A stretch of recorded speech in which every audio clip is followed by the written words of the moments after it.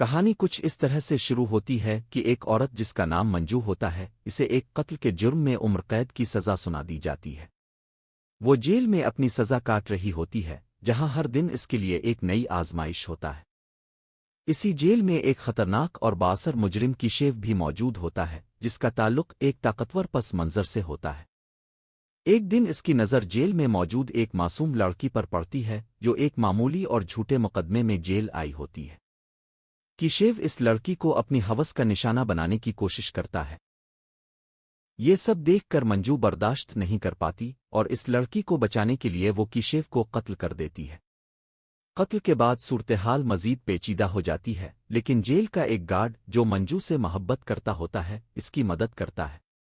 دونوں مل کر کیشیف کی لاش کو جیلر کے بنگلے کے پیچھے دفن کر دیتے ہیں تاکہ کسی کو شک نہ ہو۔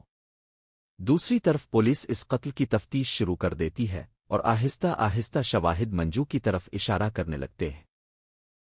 خطرہ بڑھتا دیکھ کر منجو وہاں سے فرار ہو جاتی ہے اور شمبھو ناتھ کے ساتھ دور پہاڑوں میں جا کر چھپ جاتی ہے۔